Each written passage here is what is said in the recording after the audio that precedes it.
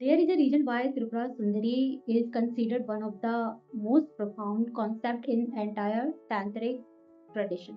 First, Galen sage often introduced it as the goddess of beauty, लेकिन अगर हम सिर्फ इतना ही समझते हैं तो शायद हम उनकी फिलॉसफी का सबसे इम्पोर्टेंट एस्पेक्ट मिस कर देते हैं। आंतरिक फिलॉसफी में ब्यूटी का मतलब कभी सिर्फ फिजिकल अपीयरेंस नहीं रहा। हाँ, ब्यूटी का अर्थ है हार्मनी, कंप्लीटनेस, बैलेंस, वो स्टेट जहाँ कॉन्सियसनेस किसी कॉन्फ्लिक्ट में नहीं। पहराव, this is why Shri Vidya one of the most sophisticated schools of Sak Tantra places Tripura Sundari at the very center of its philosophy. To understand Ma Tripura Sundari, we must first understand how Tantra defines beauty itself. Within the Dash Mahavidya, Ma Tripura Sundari is regarded as the third Mahavidya. She is also known as Lalita and Shradoshi, although each name reflects a different dimension of the same divine principle. The name Tripura Sundari literally translate as the beauty of the three words. लेकिन तंत्रा हमेशा literal meaning से आगे बढ़ता है। ये तीन word कौन से हैं वो ये पूछता है। ट्रेडिशनल स्कॉलर्स इन्हें फिजिकल सटल एंड कॉजल रिलीम्स के रूप में एक्सप्लेन करते हैं। वहीं कई मॉडर्न सिंबॉलिक इंटरप्रिटेशन कहते हैं कि बॉडी, माइंड और कॉन्शियसनेस के तीन डायमेंशन भी हो सकते हैं। ये सिंबॉलिक इंटरप्रिटेशन है, जबकि ट्रेडिशनल इंडिजिनस त्रिपुरा सुंदरी को डिवाइन मदर के रियल मैनिफेस्टेशन के रूप में वर्शिप करते हैं।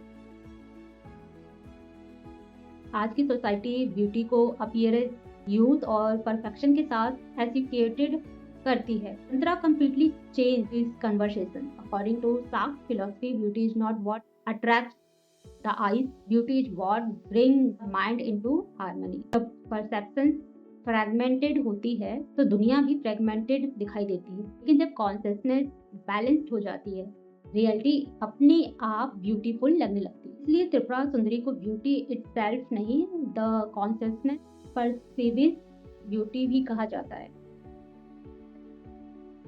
त्रिपुरा सुंदरी का एक और नाम है शदोसी, जिसके लिटरल मीनिंग है 16 फोल्ड वन। ट्रेडिशनल श्री विद्या में 16 कंप्लीटनेस का सिंबल है। 16 faces of the moon, 16 experience of fulfilment और डिवाइन प्रोटेक्शन। इसका संबंध एज से नहीं है बल्कि कंप्लीटनेस से है।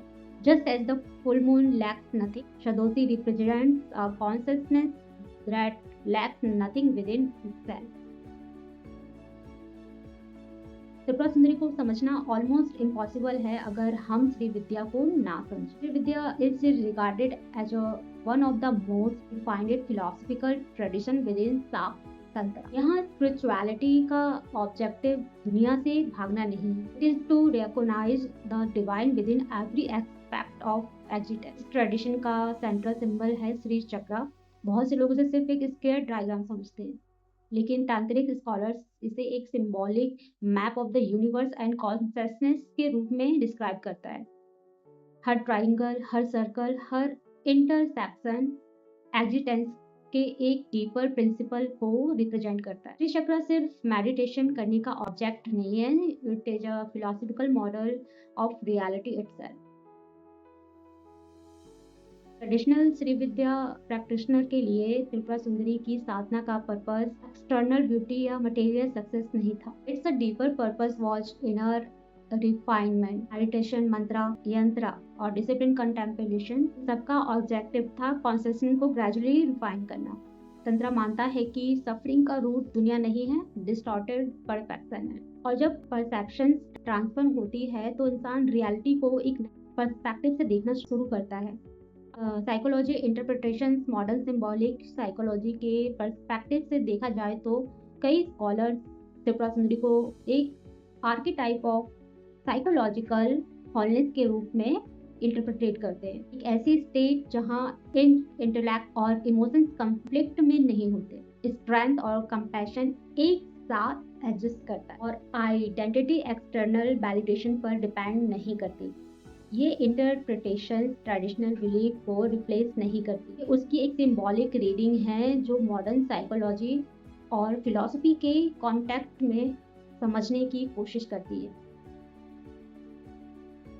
साक ट्रेडिशन के अकॉर्डिंग त्रिपुरा सुंदरी की ऑर्गन तांत्रिक फिलॉसफी की सबसे इम्पोर्टेंट नैरेटिव में से एक से जुड़ी हुई है, द अपीयरेंस ऑफ द 10 महाविद्या। ये स्टोरी शुरू होती है सती और लॉर्ड शिवा, जब किंग दक्ष ने एक ग्रैंड यज्ञ ऑर्गेनाइज किया तब सती वहां जाना चाहती थी, इवन थ्रू उन्हें इनवाइट नहीं किया गया था। शिव ने उन्हें रोकने की कोशिश की क्योंकि उनका मानना था कि जहाँ रिस्पेक्ट एक्सेप्टेंस ना हो वहां जाना सिर्फ सफरिंग का रीजन बन सकता है। लेकिन सती ने इस सिचुएशन को सिर्फ एक फैमिली कॉन्फ्लिक्ट के रूप में नहीं देखा। अकॉर्डिंग टू तांत्रिक ट्रेडिशन, जब शिवा वहां से जाने लगते हैं उनको मना करने के बाद, तब सती ने अपने इन्फिनाइट डिवाइन नेचर को रिवील किया। उन्होंने अपने आप को 10 पावरफुल फॉर्म में मैनिफेस्ट किया और शिव को 10 दिशाओं से घेर लिया। ये मैनिफेस्टेशन बाद में 10 महाविद्या के नाम से जानी गई। हर महाविद्या शक्ति के एक यूनिक डायमेंशन को रिप्रेजेंट करती है और इन्हीं महाविद्या के बीच त्रिपुरा सुंदरी डिवाइन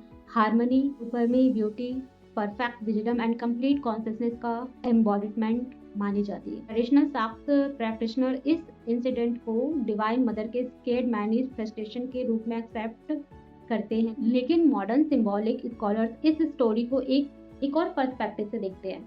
उनके according Shiva represent pure consciousness की 10 महाविद्या शक्ति के थ्रू एक्सप्रेस होने वाला कॉन्शियसनेस के डायमेंशन है।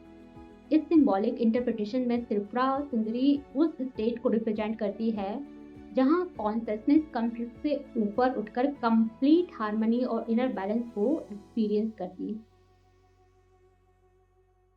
त्रिपुरा सुंदरी से जुड़ी एक और बहुत इंपॉर्टेंट स्टोरी ललिता उपाख्यान में, जो ब्रह्मांड पुराण का एक सेक्शन है, उसमें मिलती है। और जब भी ये श्री विद्या ट्रेडिशन की सबसे सेलिब्रेटेड नैरेटिव में से एक मानी जाती है। According to this tradition, Kamadeva के डिस्ट्रक्शन के बाद उनकी एसेस से एक पावर बीइंग भांडासुर का जन्म हुआ। इंटेंस पेनेंसेस के थ्रू उसने एक्स्ट्राऑर्डिनरी पावर हासिल की और धीरे धीरे उसने पूरे यूनिवर्स का बैलेंस डिस्टर्ब करना शुरू कर दिया। जब देव को समझ में आया कि ऑर्डिनरी स्ट्रेंथ से कॉस्मिक हार्मनी को रिस्टोर करना इम्पॉसिबल है, तब उन्होंने सुप्रीम डिवाइन मदर का इन्वोकेशन किया। स्केर्ड फायर से ललिता त्रिपुरा सुंदरी डिवाइन थ्रोन पर मैनिफेस्ट हुई और उनके साथ शक्ति की अनेक डिवाइन फोर्सेस भी प्रेजेंट थी। इसके बाद एक महान युद्ध हुआ और ट्रेडिशन के अकॉर्डिंग भांडासुर का अंत हुआ, जिसके बाद कॉस्मस में फिर से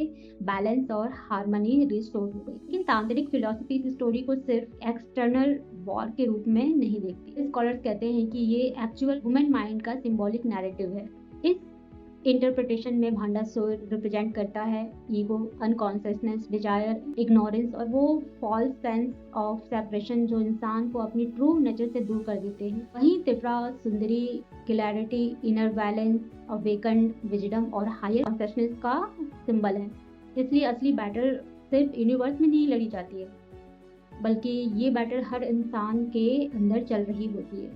और शायद इसीलिए श्री विद्या के प्रैक्टिशनर कहते हैं सबसे बड़ी जीत दुनिया पर नहीं होती, बल्कि उस इग्नोरेंस पर होती है जो हमें हमारी असली पहचान से अलग कर देती है।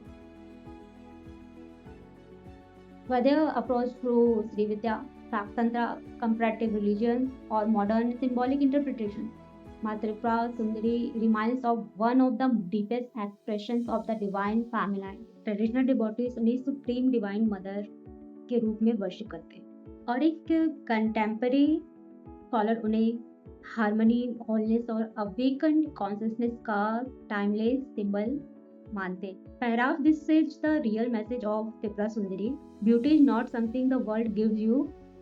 Beauty is the way an awakened consciousness experiences the world. This is the Tripura Sundari.